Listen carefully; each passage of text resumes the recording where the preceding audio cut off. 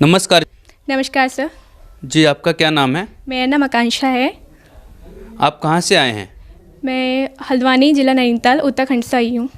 संत रामपाल जी महाराज जी से नाम दीक्षा लेने से पहले आप क्या भक्ति साधना करते थे? संत रामपाल जी महाराज जी से नाम दीक्षा लेने से पहले मैं सभी देवी देवताओं की भक्ति किया करती थी और हमारे घर में जैसे दादी लोग हैं वो सब जागरण किया करते थे।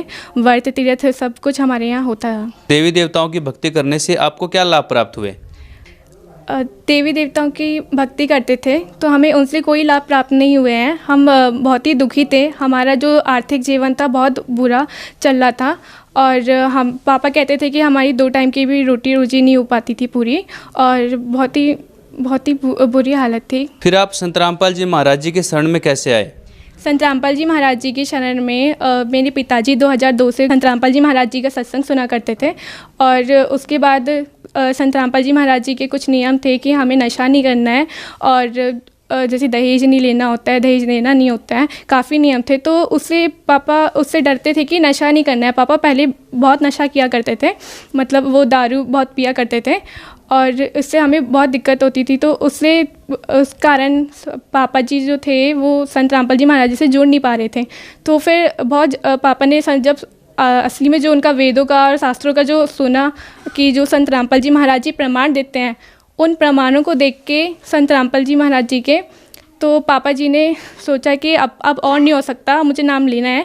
और मेरे पिताजी 2004 में संत रामपाल जी महाराज जी से जुड़ गए और उसके बाद पिताजी ने हमें अपना, फिर वो कुछ समय बाद हमें भी उन्होंने ज्ञान समझा के हमें भी जोड़ दिया 2006 में। अभी आपने बताया कि संत रामपाल जी महाराज नाम दीक्षा देने से पहले कुछ नियम बताते हैं, जैसे नशा नहीं करना, दहेज नहीं लेना देना। तो संत रामपाल जी महाराज जी का सामाजिक कुरीतियों को ख़त्म करने में क्या योगदान है? संत रामपाल जी महाराज जी सारी कई जैसे सामाजिक कुरीतियाँ हमारी चल रही हैं कि दहेज लेना नहीं है, दहेज देना नहीं है। क्योंकि जब मैं हुई थी तो मेरी दादी जी जो थी, जो हमारी फैमिली में, क्योंकि पहले से ही लड़कियां बहुत ज़्यादा हुई थी, मतलब पापा की 6 बहनें थी, तो बहुत परेशान थे कि, और फिर मैं हुई थी तो वो मेरे को लेके भी थोड़ा परेशान थे कि अब इतना खर्चा कहाँ से आएगा इसका, दहेज की शादी का। तो उससे क्या हुआ कि संत रामपाल जी महाराज जी का जब हमने नाम उपदेश लिया तो हमारी ये सारी जो टेंशन थी वो दूर हो गई और ये अब कुछ भी नहीं है और हम बहुत सुखी हैं। मेरे पिताजी पहले बहुत ज़्यादा नशा किया करते थे, बहुत ड्रिंक किया करते थे। अब वो संत रामपाल जी महाराज जी की दया से अब वो बिल्कुल भी कोई ड्रिंक नहीं करते हैं और वो छूते भी नहीं हैं, बल्कि किसी औरों को भी मना करते हैं, उन्हें भी समझाते हैं कि ये चीज़ बुरी है, इसको छूना पाप होता है। और बल्कि ना मेरे पिताजी ने नशा करना छोड़ा, बल्कि संत रामपाल जी महाराज जी के लाखों अनुयायियों ने नशा करना छोड़ दिया।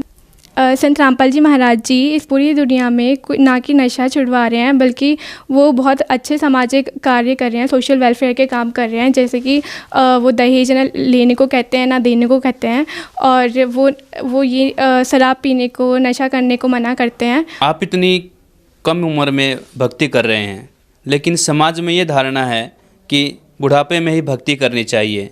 ये बात कहाँ तक सही है? ये बात बिल्कुल सही नहीं है, क्योंकि मैं अभी बच्ची हूँ, तो इसका मतलब ये नहीं है कि बुढ़ापे में भक्ति करनी चाहिए।